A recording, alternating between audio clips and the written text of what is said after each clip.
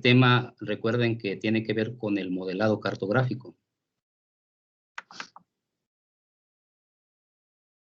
Déjenme, estoy buscando ahorita estoy poniendo ya la presentación. Y vamos a ver dónde nos quedamos por aquí. Ok. Bien, recordemos que en el modelado cartográfico tenemos diferentes, vamos a llamarlo así, como perspectivas de trabajo. En algunas ocasiones tratamos solamente tratamos de elaborar mapas o información geográfica, generalmente sobre alguna temática específica. Puede ser un mapa de vegetación y suelo, puede ser un mapa de rodalización forestal, puede ser un mapa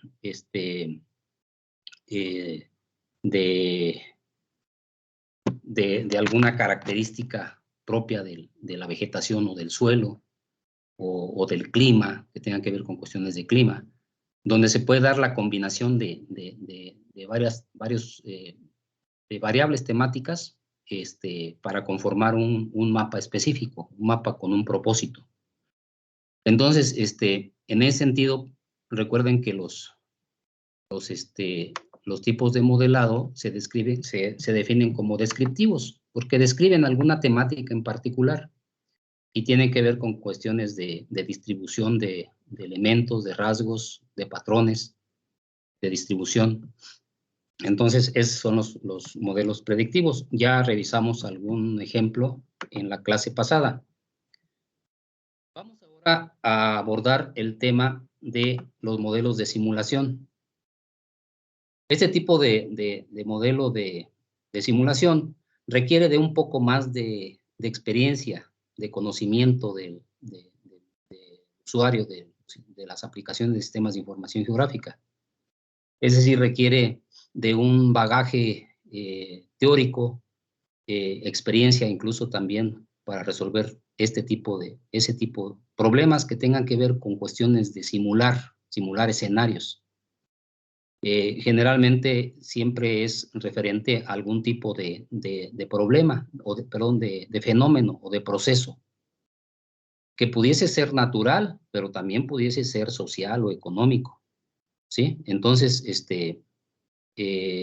recuerden que en la parte también económica, no nada más en lo natural, hay necesidad de simular situaciones para prevenir y realizar acciones que puedan en algún momento determinado presentarse, pero como ya previamente simuló cuál iba a ser el impacto, pues entonces se da una solución a ese posible impacto que pudiera generar ese proceso o ese fenómeno. Y les digo, no nada más es la parte natural. Por cierto, ¿están viendo esta transparencia, esa diapositiva que estoy poniendo?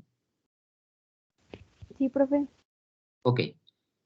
Entonces estoy tratando de explicar, ¿no?, de qué se tratan los modelos de simulación. Les digo que no solamente es la parte natural la que a veces requerimos realizar algún tipo de simulación para prepararnos ante posibles escenarios, sino que también puede ser en el aspecto socioeconómico, ¿sí?, aspectos demográficos. El tema de hoy es la migración en cuestiones demográficas. Obviamente también pueden ser el desempleo, pueden ser aspectos de esa naturaleza, ¿no? En la parte económica, pues también existen varias temáticas relacionadas con la parte económica, porque es también de lo más impredecible, ¿no? Las crisis económicas precisamente se podrían analizar también desde el punto de vista de sistemas de información geográfica. El hecho de los mercados, de cómo se mueve el mercado, de cómo se mueve la inflación, eso también se puede simular en cuestión de sistemas de información geográfica. Bueno, a nosotros generalmente nos toca más cuestiones naturales, ¿no?, de fenómenos naturales. Aquí estoy presentando, déjenme ponerle un poco más el tamaño, aumentarlo ya. Estoy presentando un problema de simulación, quizás más acorde a cuestiones que nos podrían corresponder, ¿no?, resolver. o participar. En ese sentido está la cuestión de que hay ocasiones que necesitamos simular problemas, por ejemplo, de inundación en ciertas áreas. Obviamente se trata de valles que están siendo abastecidos por algún tipo de sistema fluvial, de ríos, arroyos, ríos, ¿sí? Y entonces lo que se trata es de simular que en determinadas circunstancias, cuando se vengan avenidas como las que recién se dieron hace algunas semanas, meses, sobre todo, ¿sí recuerdan la del estado de Hidalgo, la de Tula? ¿Alguien es de por ahí?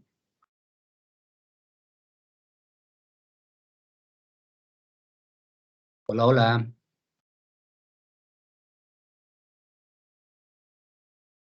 ¿Sí me escuchan? Sí, profe. Sí, profe. Sí, profe. Pero nadie es de por ahí de Tula, ¿no les tocó vivir esa mala experiencia? ¿O de Catepec? Más cerquitas de acá, de Texcoco. Únicamente sí. en los videos en redes sociales, profe, de la Guardia Nacional desalojando a los pueblos o de cómo las calles se inundaron. Exacto. Y eso obviamente son circunstancias, pues no frecuentes, ¿verdad? Pero que suceden, llegan a suceder y llegan sobre todo a costar no nada más pérdidas materiales, sino vidas. Eso es lo más lamentable. Entonces, precisamente para tratar de evitar ese tipo de situaciones, es que se pueden prever a través de modelos de simulación, en este caso simulando cómo se comportaría un sistema hidrológico, cómo se comportaría la red de fluidos superficiales, la red de drenaje, bajo ciertas circunstancias de intensidad y duración de la precipitación. Permítanme. Sí, permítame un momentito. Sí. Hola. Sí, también no voy a decir nada. Sí, Vélez. Sí, ¿qué pasó? ¿Qué te podemos apoyar?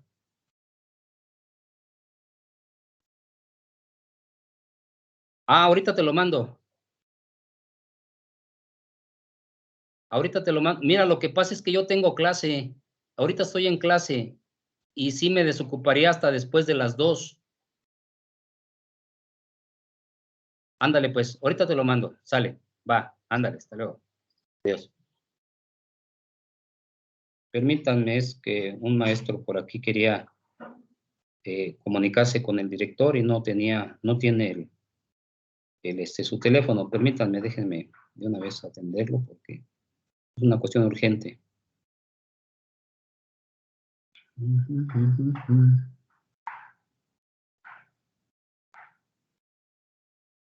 Ahí voy. Partir.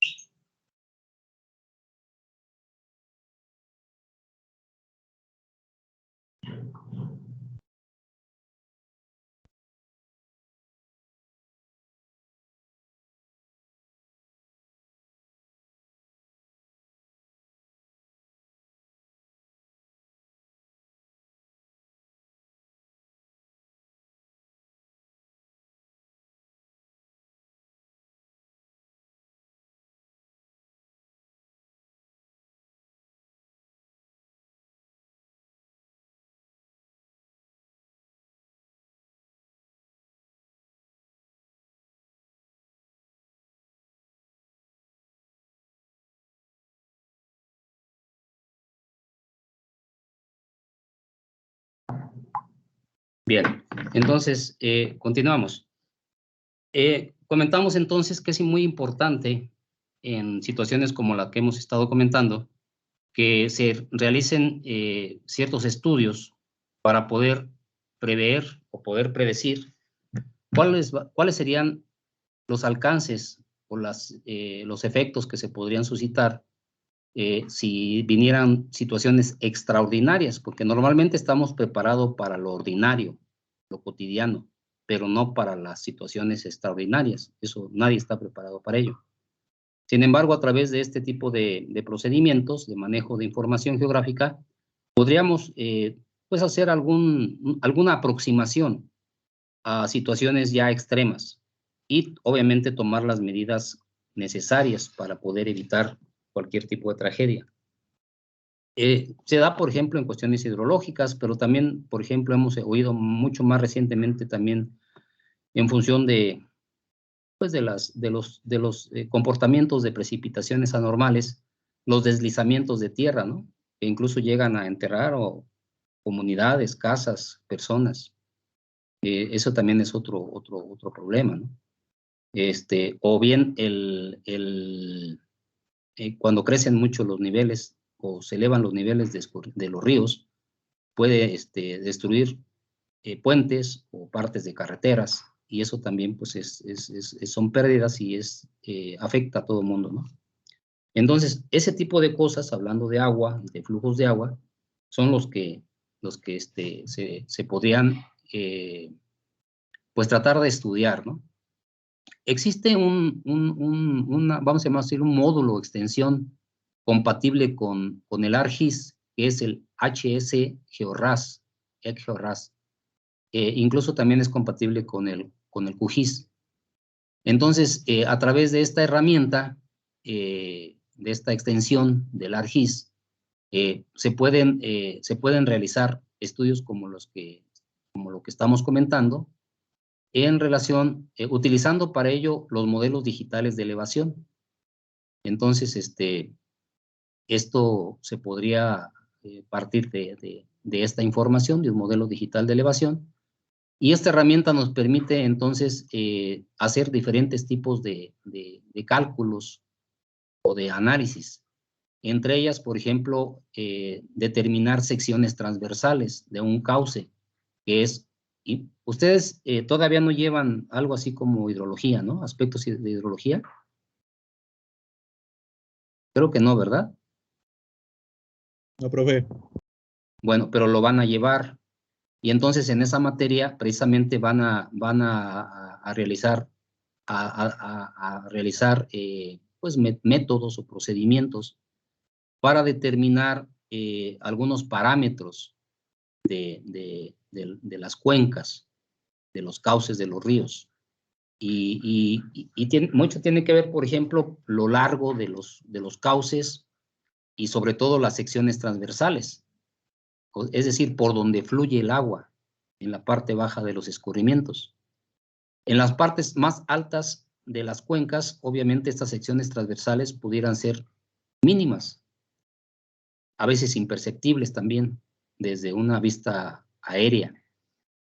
Pero conforme se va bajando, o sea, se va hacia las partes más bajas, de menor altura, sobre el nivel del mar, las secciones se van ensanchando, y se van ensanchando en función, obviamente, del tipo de material edafológico, del tipo de suelo, y también de la geología, pero también, obviamente, en función de la topografía que tiene que ver también con la pendiente del terreno. Y entonces, para ello, esta herramienta nos permite delimitar o definir o delinear las secciones transversales. ¿Qué forma tiene una sección transversal de un cauce? ¿Qué ancho? ¿Qué profundidad? ¿Sí? Incluso, pues es una especie como si hicieran un corte transversal, ¿sí? Esa es la sección transversal de algo, ¿no? En este caso, pues es de un escurrimiento, de un arroyo, de un río. Y entonces esto se puede hacer a través de esta herramienta, del GeoRAS. Y para ello se utiliza, obviamente, los modelos digitales de elevación. Aquí, el modelo digital de elevación común que hemos visto es el modelo 1 a 50,000. Sin embargo, ya vemos que también podemos tener modelos digitales de elevación de mayor resolución, ¿sí? Y obviamente, al tener modelos de digitales de mayor resolución, pues, por ejemplo, la diferencia de cuotas de curvas de nivel a escala 1 a 50,000 normalmente es de 20 metros.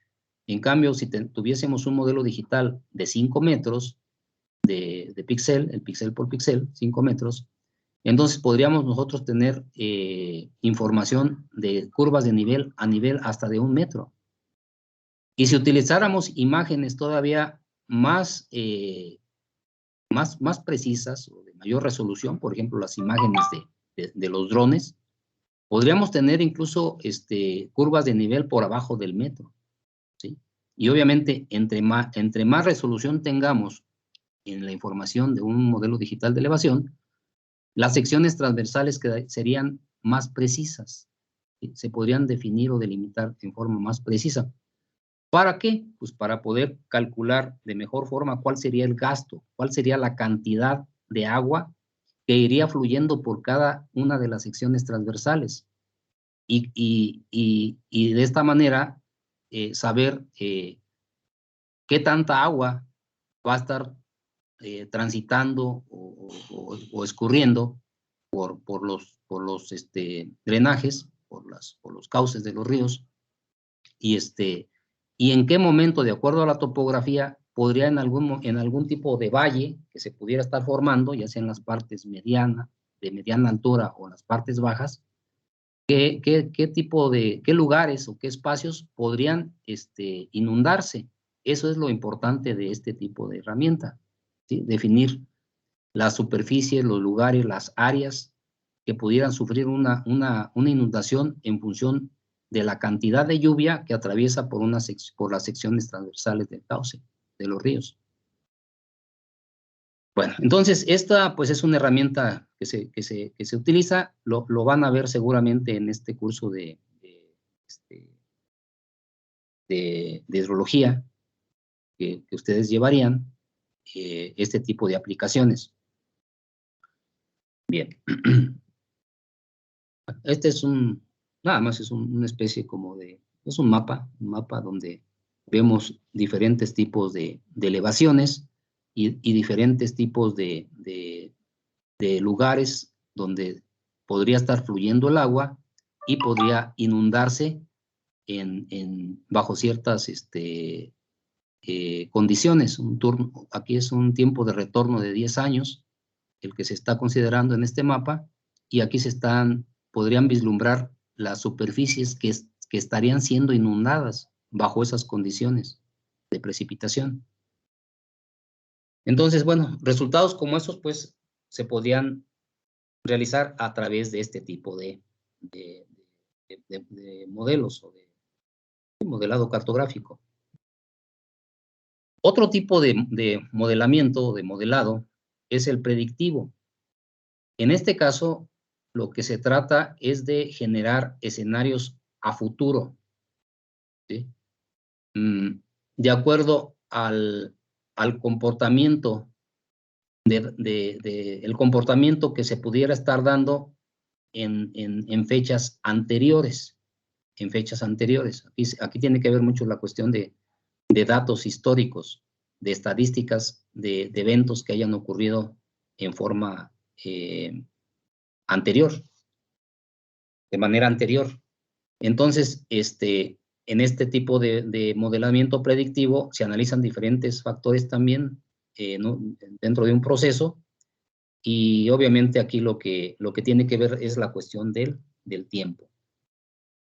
Y aquí vamos a ver, por ejemplo, vamos a dar un ejemplo de este tipo de modelado. Vamos adelante. La predicción de cambio de uso de suelo. Es de los clásicos ejemplos, ¿no? O sea, predecir, podríamos estudiar situaciones de uso de suelo de años hacia atrás, hace 5 años, hace 10 años o 20 años atrás, ¿sí? Tener información de cuál era la condición de uso de suelo en esos años atrás, tiempos atrás. Con esa información se puede, y además con un dato actual, con información actual, podríamos determinar la tasa de cambio de uso de suelo. O sea, la proporción de cómo ha cambiado cada una de las cubiertas terrestres en un tiempo determinado. Eso es lo que podríamos hacer en primera instancia. Una vez que tenemos esa información de la tasa de cambio de uso de suelo, podríamos ahora predecir qué pasaría dentro de 5 años, dentro de 10 años, dentro de 15 años. ¿Sí? Esa es la parte predictiva. ¿Sí? Entonces, aquí hablamos de 2 etapas. La etapa inductiva. La etapa inductiva. Este es un tipo de análisis, no sé si recuerdan la parte de lógica, cuando ustedes llevaron lógica, de que había razonamientos lógicos inductivos y razonamientos lógicos deductivos. Me voy a regresar un poco para... En el caso del razonamiento lógico inductivo, o los estudios inductivos, se parte de datos particulares, de información particular, para llegar a desarrollar conceptos generales o patrones de comportamiento general. Lo inductivo, el razonamiento inductivo parte de lo particular a lo general, de ver aspectos de detalle para poder definir cuestiones más generales. Y en el caso de lo deductivo, se parte de lo general para llegar a hechos ya o cuestiones más específicas. Entonces son los 2 tipos de razonamientos. Y en este caso también se puede aplicar a este tipo de modelado de predicción. La etapa inductiva es la que les comento que se daría cuando hacemos el estudio de cómo ha venido cambiando en ciertos años, de ciertos años atrás a la fecha. ¿Sí? Esa es la tasa de cambio de uso de suelo. El cambio de años atrás hasta la fecha.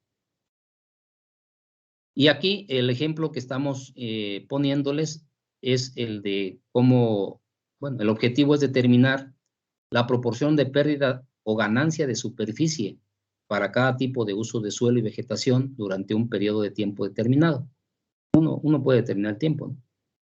10 años, 20 años, ¿sí? Entonces, la idea es definir qué cantidad de superficie, obviamente en hectáreas, se ha ganado o se ha perdido en cada una de las categorías de uso de suelo y vegetación que pudiéramos estar analizando. Ese sería el propósito en esta etapa inductiva, la primera etapa. Entonces, esto obviamente se lleva a cabo mediante un proceso de interpretación visual a partir de imágenes de etapas previas y una imagen actual. ¿Sí? Se hace ese tipo de análisis. Es decir, se hace un mapa de vegetación de años atrás, de hace 20 años, por ejemplo, y otro mapa de vegetación actual. Tendríamos dos fechas, una hace 20 años y otro en la actualidad. Entonces es necesario hacer ese mapa del pasado y del presente. Normalmente los mapas los elaboramos obviamente a partir de imágenes. Anteriormente eran fotografías aéreas, ortofotografías también podrían haber sido. En la actualidad son imágenes satélite o imágenes obtenidas a través de drones. Esa sería la situación. Sea cualquiera la fuente de información, tendríamos 2 medios, 2 formas de trabajar. Una es a través de la interpretación visual. Es decir, mediante un proceso de interpretación o de fotointerpretación o interpretación de imágenes, se hace la delimitación de cada tipo de cubierta terrestre. ¿Sí? ¿Cómo se hace esto? Pues es observando, ¿verdad?, los elementos de la imagen. Si es, por ejemplo, un área más o menos grande, pues vamos a encontrar que va a haber algunas áreas que están cubiertas por quizás poblaciones, otras áreas que estarían cubiertas por cuerpos de agua, lagunas, lagos, presas, ¿sí?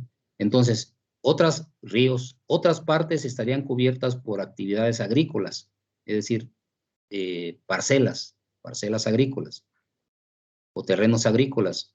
Y ahí pues podríamos incluso hasta diferenciar la agricultura, lo más general es la agricultura de temporal y la agricultura de riego, aunque también hay variantes. Igual con el caso de la vegetación la podríamos dispersar o delimitar en términos si son pastizales, si es matorral, si es un bosque de árboles, ¿sí? Se podría hacer una clasificación de esa manera. Incluso en el caso de pastizal, podríamos también diferenciar, porque hay muchos tipos de pastizales. En términos de su condición, por ejemplo, natural, pues están los pastizales naturales y los pastizales inducidos. ¿Alguien tiene una idea de qué sería un pastizal inducido?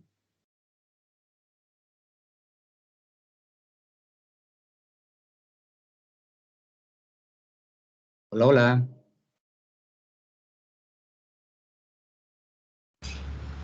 ¿Sería para la ganadería? Ajá, pero ¿qué diferencia habría entre un pastizal natural y un pastizal inducido?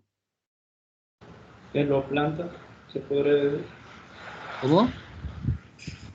Que lo plantan o lo... Sí, el natural es natural, ¿verdad? Y en el inducido hay cierto manejo, cierto tipo de manejo. Incluso un matorral inducido puede ser aquel que se genera cuando se quita la vegetación de árboles o de arbustos o de matorrales. Se induce a que la vegetación sea predominantemente pasto, ¿sí? Esa es una forma. La otra es el pastizal cultivado, pues, que también de alguna manera se induce, ¿no? Pero es cultivado, ¿sí? Y entonces la ganadería utiliza los tres tipos de pastizales. El natural, cuando deja las vacas que anden ahí como en Soquiapan, ¿sí? Viviendo del pasto que se produce, ¿no? En los lugares más donde hay menos vegetación arbórea. El inducido es cuando el ganadero lo que hace es, si hay arbustos, si hay árboles, los quita e induce a que se reproduzca más el pastizal, ¿sí? Y el cultivado es cuando se hace una preparación del terreno, ¿sí? Con el propósito de inducir, de cambiar la condición del pastizal a una situación de un pasto cultivado. Y existen diferentes pues, especies, ¿no? De pastos para pastos cultivados. Una cuestión, ¿me están escuchando? Porque me cambié de lugar. Sí, profe. Sí, profe, Sí, lo profe. escuchamos. Ok. Bien, entonces, esa es la situación del pastizal inducido, ¿no? Y de lo que quería comentarles de los diferentes tipos de pastizales. Pero hay otros. Por ejemplo, lugares donde hay muchas sales, acumulaciones de sales, cuencas endorreicas, donde el agua se va a un punto y de ahí no tiene salida más que lo que se infiltra o se evapora. Ese tipo de lugares lo que genera son condiciones salobres, o sea, de acumulaciones de sales. Entonces, esos pastizales son halófilos, se les llama como pastizal halófilo, ¿sí? O bien los pastizales de las altas montañas, de las partes más altas de las montañas, ¿sí? Son pastizales de montaña. Y entonces dependiendo de las condiciones de los pastizales, pues también hay variantes, ¿no? ¿Alguien me podría hablar sobre los tipos de matorrales? Sobre todo los matorrales desérticos, ¿cuántos logran identificar?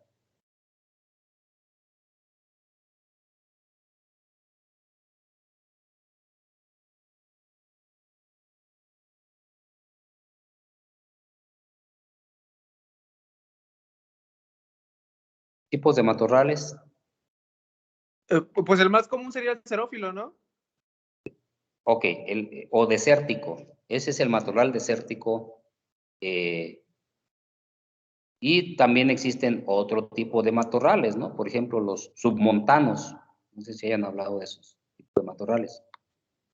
Son especies, sobre todo en lugares de selva baja, algo tropical, o en condiciones de transición entre templado y cálido, se desarrollan ese tipo de matorrales submontanos. Pero entonces existen diferentes tipos de matorrales, incluso algunas zonas donde se desarrollan encinos muy chaparritos, también se le llama matorral de encinos, ¿sí? No son árboles en realidad, son especies chaparritas, pequeñas. Pero bueno, yéndonos, por ejemplo, a los matorrales xerófilos o desérticos, también existe una clasificación entre ellos, ¿sí? No sé si se acuerdan, ¿no? Está dependiendo de la fisonomía de las plantas que son más frecuentes. Estarían los crasicaules. Los crasicaules son aquellos matorrales donde predominan plantas de cuerpos carnosos. Los nopales, por ejemplo, ¿no? O hay muchas especies, Stenocereus,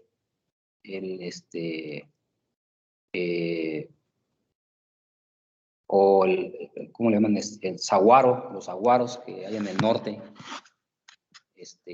son los cactus, pues, ¿sí? Esos son los matorrales clasicaules, los clasicaules. Están los rosetófilos, los que la disposición de las hojas son más bien en forma de roseta, los rosetófilos. Y están los micrófilos, ¿sí? Los micrófilos que están más bien dominados por cuestiones de leguminosas, de acacias. Entonces, como la uña de gato. Entonces, existen dentro de los matorrales desérticos también varias clasificaciones. Y así podríamos, en el caso también de los bosques, si son bosques templados, también se podrían diferenciar de acuerdo a la especie o a los grupos de especies que predominen. O bien a su condición, si es un bosque natural o si es un bosque o una plantación también, ¿no? Podría ser. O un bosque degradado con vegetación secundaria. Entonces, les estoy comentando todo esto porque para hacer este tipo de trabajos se requiere efectivamente llegar a un nivel de precisión de los diferentes tipos de cubiertas terrestres y de vegetación, pues que nos puedan dar una idea de la gran variedad de condiciones que pudiésemos tener, ¿no? De uso de suelo y vegetación. Entonces, de esa manera, pues, tenemos que hacer una clasificación o adoptar una clasificación como la que ustedes están observando en este momento en la diapositiva. Aquí vemos, por ejemplo, el bosque de encino, bosque de pino, pastizal inducido con vegetación secundaria arbustiva, vegetación secundaria arbustiva, bosque de pino encino, agricultura temporal, de riego, bosque de oyamel, de pino encino, de encino degradado con vegetación secundaria, pastizal, cuerpos de agua, zonas urbanas, selva media caducifolia, selva baja caducifolia. Entonces, es una clasificación que pudiésemos encontrar sobre todo en una condición quizá de transición entre zona templada y fría, ¿no? Zona templada, perdón, y cálida. Esa sería la situación que podríamos encontrar de este tipo de categorías. La clasificación dependería mucho del lugar de donde se está haciendo el estudio, ¿sí? Si es una zona netamente tropical, pues obviamente seguramente no vamos a encontrar ni pino ni encino, ¿no? Podríamos encontrar algunos otros tipos de vegetación que aquí estamos mencionando, pero no específicamente las de clima templado-frío, y viceversa. Si estamos en clima templado-frío exclusivamente, pues no vamos a encontrar elementos de selvas. Entonces uno adopta una clasificación de acuerdo a las condiciones del espacio, del territorio que estamos estudiando. Es muy importante eso. Se pueden utilizar también claves para identificar cada condición de uso de suelo y vegetación. Entonces, cuando se hace la interpretación visual, se adopta una clasificación como la que les he estado platicando. Y de esa manera, entonces, se empieza a rodalizar, a delimitar zonas que tengan que caigan en alguna de estas clases, ¿sí? O categorías temáticas. Y esto se hace identificando los árboles por la densidad, por los tonos, por el tamaño de los mismos árboles quizás, o por las formas. Por ejemplo, en el caso de la agricultura de riego, normalmente identificamos una agricultura de riego, pues porque vamos a encontrar que ahí la vegetación quizás es más vigorosa porque hay agua en cualquier tiempo del año. Pero además vamos a encontrar que las parcelas en un distrito de riego son de una forma más o menos homogénea, del mismo tamaño. En cambio, en el caso de la agricultura temporal, la forma de distribución, la forma y cómo se distribuyen las parcelas son irregulares, ¿sí? Entonces, de esa manera podríamos distinguir fácilmente entre agricultura de riego y agricultura temporal. Entonces, con esos elementos de interpretación es que se hacen las delimitaciones, ¿sí? La rodalización. Y una vez que ya tenemos la rodalización, bueno, ya tenemos el mapa. Ya lo único que falta es calcular el área de cada polígono que se ha interpretado de esa manera. Ahora, esto es un camino. El otro camino es si tenemos imágenes de satélite, por ejemplo, varias bandas, podríamos hacer una clasificación automatizada. Les he comentado que este curso se va a llevar en el próximo semestre. Entonces, ahí van a aprender a hacer la interpretación también automatizada, en donde se utilizan varias bandas, una combinación de bandas para clasificar aquellos píxeles que tengan un comportamiento espectral más o menos similar, que se manejen dentro de un rango de valores similares, y de esa manera, mediante un procedimiento que se llama campos de entrenamiento, es decir, se le dice al programa que tal región corresponde a tal tipo de cubierta temática. Tal espacio es bosque de pino, tal espacio es bosque de encino, tal espacio es tal condición, ¿no? Y entonces, mediante un entrenamiento que hace el algoritmo, el programa, forma el patrón de distribución de píxeles y hace la clasificación en forma automática, ¿sí? Esa es la interpretación o la clasificación automatizada de imágenes. Entonces, sea un camino, la interpretación visual o la interpretación automatizada, la idea es generar mapas. Mapas de años para atrás y mapas de años más recientes. Bueno, aquí hay un ejemplo que no es tan así, ¿verdad? Hay un mapa que se hizo con imágenes del 86, otra con imágenes del 2000, y pudiese haber una tercera con imágenes del 2021, ¿no? O 2020 quizás. Entonces, aquí son dos fechas. Simplemente podrían ser dos fechas o más, ¿sí? Y se van haciendo las tasas de cambio de uso de suelo por pares de fechas, por pares de temporadas o de años. Entonces, ¿esto cómo se hace? Es muy sencillo. Una vez que se hacen los mapas, se calcula el área. Eso sí ya sabemos hacer, ¿no? Cómo calcular el área de diferentes polígonos. Y entonces, teniendo el área de estas dos condiciones, de dos temporadas, de dos épocas, de las mismas clases, aquí es importante, deben ser las mismas clases, las mismas categorías en ambas fechas.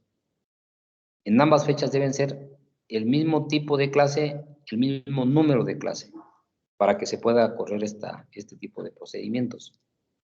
Entonces, bueno, pues ya se hace la clasificación, se calcula el área para cada clase y se aplica esta fórmula, es una formulita, que fue, en este caso esta fórmula fue generada por FAO en el 95 y para calcular la tasa de cambio de uso de suelo. Entonces, aquí en este caso se habla, por ejemplo, de la variable S1, S2, N. Y en este caso, S1 es la superficie en hectáreas de la clase de uso de la clase de uso de suelo de la fecha 1, o sea, de la fecha anterior. Y la 2 es la superficie de clase de uso de suelo de la fecha más actualizada, o más, sí, más actual. Y N es el número de años. Puede ser que la diferencia sea, en este caso es de 2000 a 2086, ¿no? Son 14 años. Entonces N sería igual a 14. Entonces, y se aplica esa fórmula, así como está. Se hace, obviamente, para cada categoría. De tal manera que, al final, nosotros tenemos, partiendo ya de ese análisis, tenemos esto que estamos mostrando. Cada categoría va a tener una tasa de cambio. Vemos en este listado de tasas de cambio que hay valores grandes y valores pequeños. Hay valores positivos y valores negativos, ¿sí? Entonces, ¿cómo se interpretan estos valores? Bueno, los valores positivos son ganancia. Quiere decir que de la fecha anterior a la más actual, se ganó en cierta proporción, a cierta tasa. Y los valores negativos quiere decir que se perdió superficie. A ver, permítame un momentito.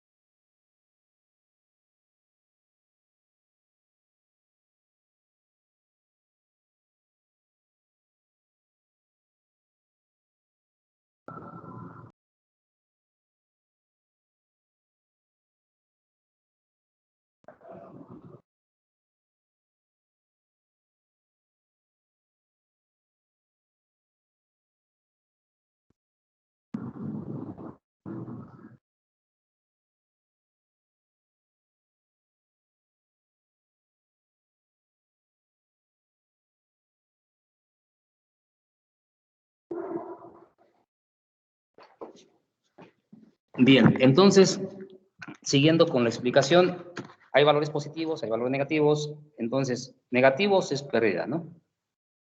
Entonces, esa sería la situación. Entonces, aquí vemos, por ejemplo, bosque de pino con valores de 10.84. Otro valor alto es agricultura de riego de 12.38, ¿sí?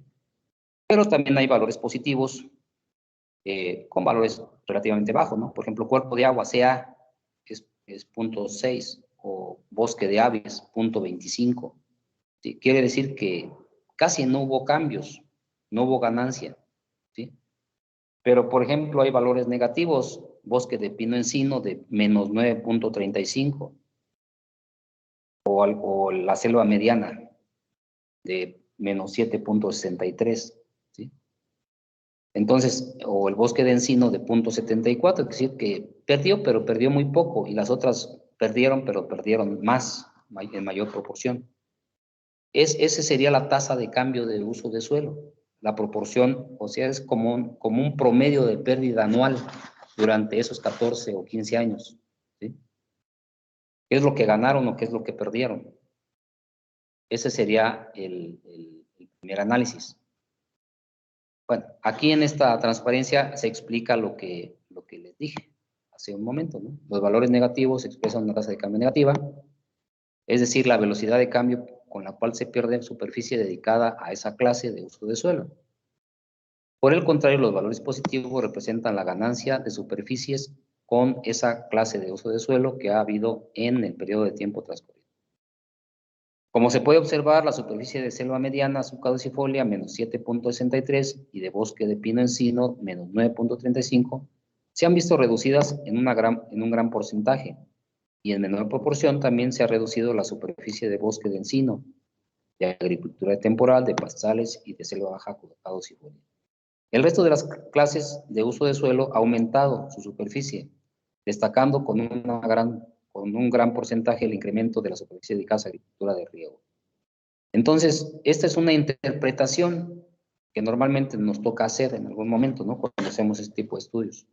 Interpretar cómo se da la dinámica de cambio, ya sea pérdida o ganancia.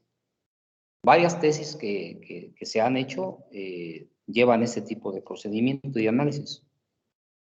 Ustedes pueden hacer un análisis incluso en el lugar donde están, su municipio, su ejido. Aquí están también se muestran los mapas que se generaron con las leyendas correspondientes, ¿no? De los tipos de cubiertas. Entonces se genera un mapa para cada fecha, a partir de la imagen que se utiliza y siguiendo un procedimiento de interpretación visual o de interpretación automatizada. Se hace. Ahora, la parte deductiva. En esta parte se determina la probabilidad de que una clase de uso de suelo cambie a otra distinta en el siguiente periodo de tiempo, en un siguiente periodo de tiempo, o sea, a 5 años, a 10 años, a 20 años. Uno establece la fecha de predicción. En este caso se utiliza un procedimiento que se llama cadenas de Markov. Es un procedimiento estadístico que nos determina precisamente la probabilidad, como aquí lo dice, de qué probabilidad existe de que una condición se mantenga o pase a otra condición distinta. Ese es el propósito de esa herramienta, las cadenas de Markov. Bueno, aquí lo mencionamos. El análisis de cadenas de Markov generan como resultado una matriz de probabilidades de transición en la cual se observa la probabilidad de que una clase pase a formar parte de la otra o sea completamente distinta en un periodo de tiempo posterior. La aplicación de análisis de Markov en este caso se han hecho, en el ejemplo que estamos siguiendo, a 20 años. Y entonces, en sí, el análisis, el producto que nos genera ahora ya no son imágenes, ya no son mapas, ya no son listados de tasa de cambio. Ahora es una matriz. Esa es una matriz de predicción. Vemos en esta matriz que tanto en el sentido horizontal como vertical se incluyen todas las categorías que se están prediciendo, las que se utilizaron para la tasa de cambio de uso de suelo. Y entonces vemos aquí que existe, como en toda matriz, pues, matriz de este tipo, ¿verdad? En donde las columnas y las hileras representan a los mismos hechos o condiciones, en este caso los mismos tipos de vegetación y uso de suelo. Vemos que hay una diagonal en esa matriz. En este caso la podemos identificar por números más oscuros, ¿sí? Negritas. Y que corresponden a aquella condición en donde no hay cambio, ¿sí? No hay cambio. Por ejemplo, en la primera hilera y columna corresponde a bosque de pino contra bosque de pino, ¿sí? Bosque de pino en un momento determinado y bosque de pino a 10 o a 15 años después, pero no hubo cambio, ¿sí? Entonces aquí se habla de 0.0853, es el valor de probabilidad que nos da de que se conserve, ¿no? De que sea la misma condición. Si seguimos en la misma hilera, la primera hilera, segunda columna, vamos a encontrar que la probabilidad que hay de que cambie de bosque de pino a bosque de encino es de 0.03. Si nos brincamos a la siguiente columna, la probabilidad que hay de que cambie de bosque de pino a pastizal inducido con vegetación secundaria es de 0.0458. Y así vamos a ir encontrando diferentes valores de probabilidad, ¿sí? Entonces, ¿cómo seguir interpretando esto? Por ejemplo, la probabilidad de que un bosque de pino pase a ser en el siguiente periodo de tiempo una zona de pastizal inducido con vegetación secundaria arbustiva es de 0.48.5 o bien del 4.58% si lo que queremos ver en unidades porcentuales. Vamos para atrás. Entonces, ¿qué dijimos? La probabilidad de que un bosque de pino pase a ser en el 20 años después un pastizal inducido es del 4.58%. ¿Sí? Aquí está. Es el color rojo que quisimos poner ahí.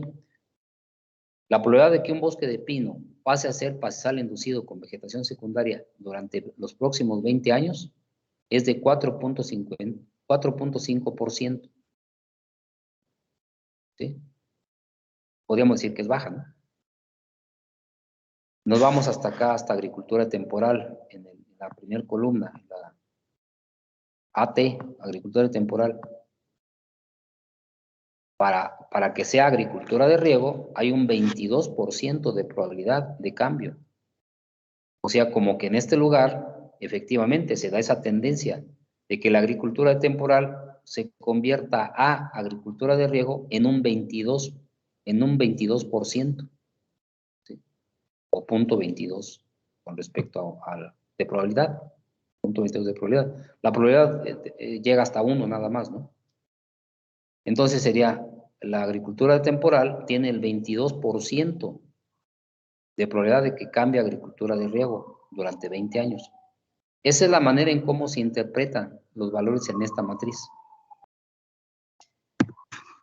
Bien. Entonces, bueno, estas son formas, pues, de cómo ir planteando procesos de análisis de información geográfica. Si nos acuñamos a los 3 tipos de modelado cartográfico que hemos explicado.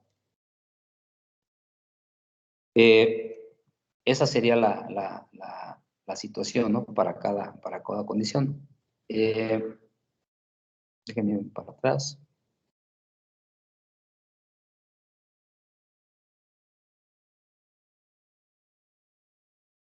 Bien. ¿Alguna pregunta hasta ahora? ¿Alguna pregunta, muchachos? De las formas de trabajo que podríamos adoptar con esto de la información geográfica.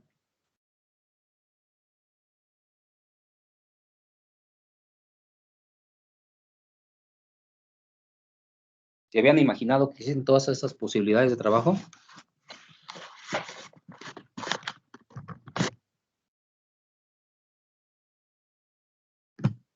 La verdad no, profe. Obviamente esto se complementa en su totalidad cuando lleven ya su curso de teledetección. ¿Sí?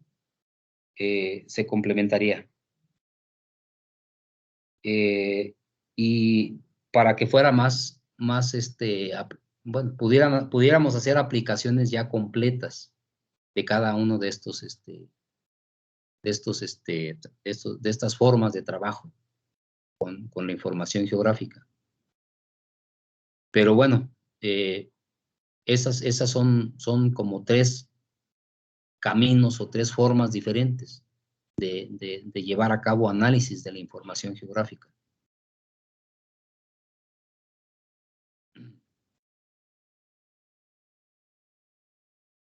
Y la verdad, ya sea en los sistemas de información geográfica o en la teledetección, vamos a encontrar a veces, para llegar a un mismo propósito, diferentes formas de trabajo. No hay recetas. Podemos decir que no hay una receta exclusiva para cada condición. Permítanme un momento.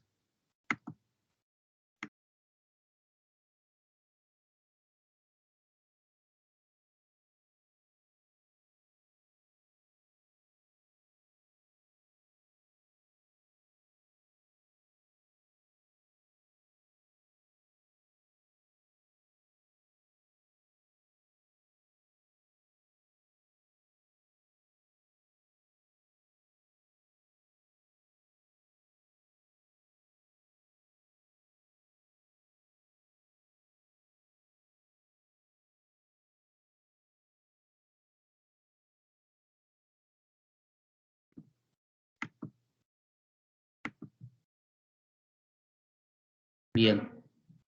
Vamos a dejarle hasta aquí, muchachos. Tengo algunas cosas que hacer ahorita. Me están pidiendo algunas cosas de la dirección. Tengo que llevar a Patronato una propuesta para tratar de comprar una camioneta para Suquiapan. Entonces, quedé de llevarlo ahora, precisamente más o menos a esta hora, para que nos tome en cuenta Patronato y nos ayude económicamente, ¿no? con una parte de lo que va a costar la camioneta. Entonces, lo vamos a dejar hasta ahorita la clase, y la próxima clase seguimos con el tema de modelado cartográfico, pero ya haciendo procedimientos de automatización, procesos de automatización o de programación de un modelo cartográfico. Como teniendo un modelo cartográfico se puede automatizar o programar para que se pueda elaborar o realizar este modelo en forma reiterativa. Hay ocasiones en que generamos un modelo para resolver un problema, y ese problema puede ser que lo volvamos a tener que resolver quizás en otro espacio, en otro terreno, en otras condiciones, pero realizando el mismo procedimiento, las mismas variables o la misma información que estemos utilizando. Entonces, en ese momento conviene automatizar el proceso, ¿sí? Para que nada más cambiemos, no sea el modelo digital de Chalco, sino sea el modelo digital de otro lugar, por ejemplo, ¿no? O cualquier otro tipo de información. Entonces, eso es también importante, aprender a automatizar modelos cartográficos, sobre todo para hacer más eficiente el trabajo de los sistemas de información geográfica. Entonces, déjenme chance ahorita ya de terminar de preparar esta propuesta. La quiero llevar a la 1:30 al director de Patronato. ¿Sale? Sí, profe, no se apuren. Órale, pues. Entonces, terminamos. Déjenme pasarles ahorita la lista de asistencia, la descargo, y también, pues, detenemos la grabación.